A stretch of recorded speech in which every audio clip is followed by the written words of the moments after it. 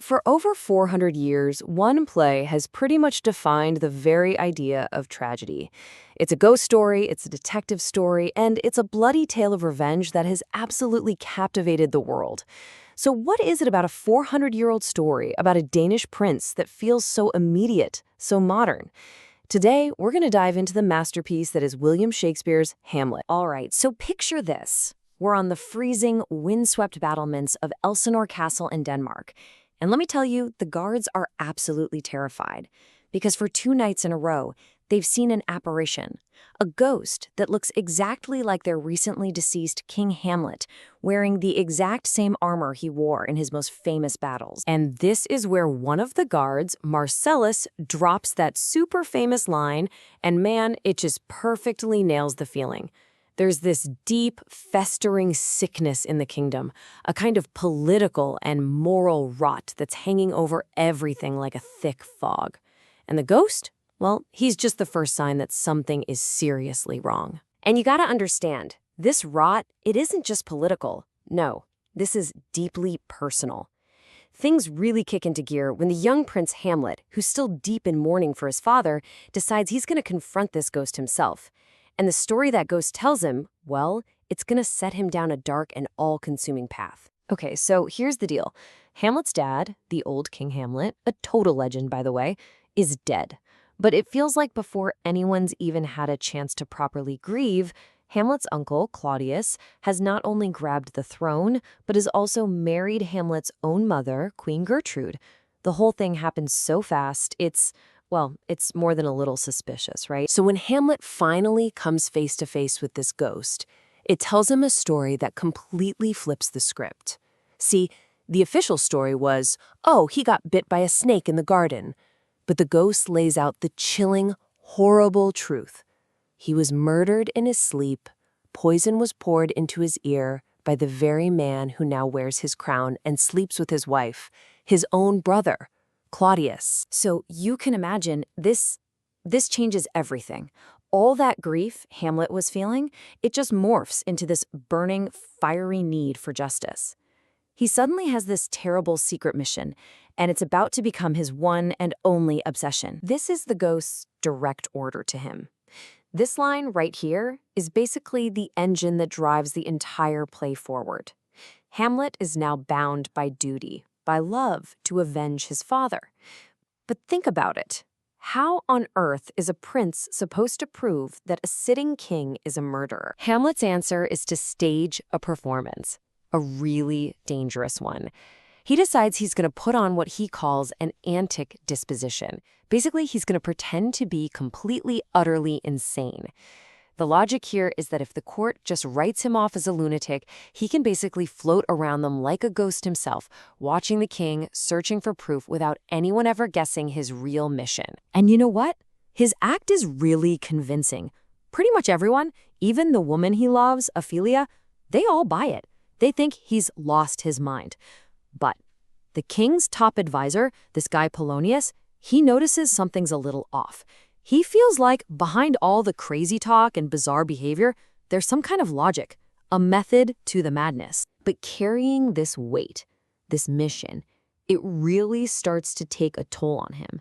And this brings us to probably the most famous moment in all of literature, where Hamlet's fake madness starts to feel an awful lot like real despair. He's so completely overwhelmed by it all that he asked himself the ultimate question. Is it better to exist and suffer or not exist at all? Now, this isn't just a simple question about suicide. It's way deeper. It's this profound philosophical wrestling match he's having with himself. He's weighing the pain of living against the absolute terror of what might come after death. And in the end, it's that fear of the unknown, that undiscovered country, as he calls it, that just paralyzes him. And that right there, that's the heart of his famous inaction. Okay, so after all that heavy soul-searching, Hamlet finally decides to stop thinking and start doing. He comes up with this plan that is both brilliant and, honestly, super risky to get the proof he so desperately needs. And what's his weapon of choice? A theater troupe. Yeah, when a bunch of traveling actors just happen to show up at the castle, a light bulb goes off for Hamlet. He realizes, hey, I can't just point a finger at the king, but maybe art, maybe a play can lure the truth out into the open. He calls the whole scheme the mousetrap, and the genius of it is just how simple it is. He gets the actors to put on a play for the entire court. But here's the twist. Hamlet has written a new scene himself, a scene that reenacts the murder just like the ghost told him. The stage is basically his little experiment, and Claudius's reaction? That's the only data he needs. And oh boy, does it work. The second the actor on stage mimics the murder, pouring poison into the ear of the player king, Claudius just loses it. He leaps to his feet, starts screaming for light, and storms out of the hall. Bam. In that one moment, his guilt is on full display for Hamlet to see. The mousetrap just snaps shut. But this huge win for Hamlet is also what sends the whole story spiraling into tragedy. So right after the play, Hamlet goes to confront his mother, Gertrude. He hears a noise behind a tapestry, and thinking it's Claudius spying on them, he just whips out his sword and stabs right through it. But it's not the king. It's that nosy advisor, Polonius. And that mistake, that is the absolute point of no return. Killing Polonius, even by accident, is like knocking over the first domino. It sets off this horrific chain reaction of death and disaster that's going to take down the entire Danish court. And the fallout is just immediate and catastrophic. First, the murder sends Polonius's daughter, Ophelia, into this heartbreaking spiral of madness, and she ends up drowning.